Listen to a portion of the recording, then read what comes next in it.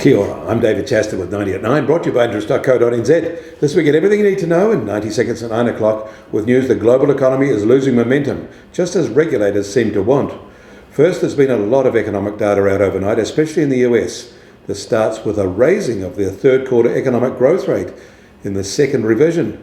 It was expected to be raised by analysts, but the rise exceeded their estimates. Better consumption levels were the item driving the upside revision. But US mortgage applications resumed their downward slide last week, even though mortgage interest rates eased off a bit. Their housing markets remain in the doldrums, with October pending home sales falling another 4.6% from September to be down 37% from the same month a year ago. And there was mixed signals on American inventory levels. Retail inventories rose by almost $20 billion in October from September, which was less than expected, and wholesale inventories rose $17 billion, which was more than expected. Both suggest their excess inventory problems are not easing. And American exports rose 9.9% year on year to October, but the imports rose 12.4% on the same basis, pushing their merchandise trade deficit out to $99 billion for the month. Meanwhile, the widely watched Chicago PMI from their industrial heartland retreated rather sharply in November and by much more than expected. Apart from the 2020 pandemic shock, it is now at its weakest level since the GFC.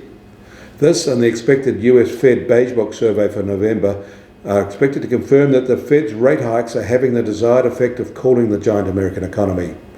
Chairman Powell acknowledged as much in a speech today, signaling that the heavy lifting is over for a while and that rate hikes from here will be more moderate and less frequent. Across the Pacific, China's factories are slowing quickly now too. The official PMI records there show a sharpening contraction, and that is compounded by a similar sharp contraction in their services sector. In India, there are definite signs of a slowdown there too, although to be fair, the pace of their expansion is still good, just not as good as it was earlier in the year. And the US Treasury 10-year yield starts today at 3.77% and up 4 basis points. And the price of gold will open today little changed at $1,753 an ounce.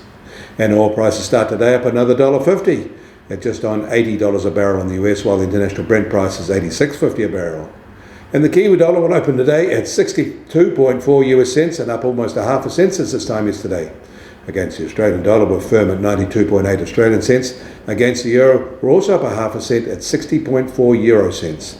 That all means our trade-weighted index starts today at 71.5 and up 50 basis points from this time yesterday. Get more news affecting the economy in New Zealand from interest.co.nz. Kia ora.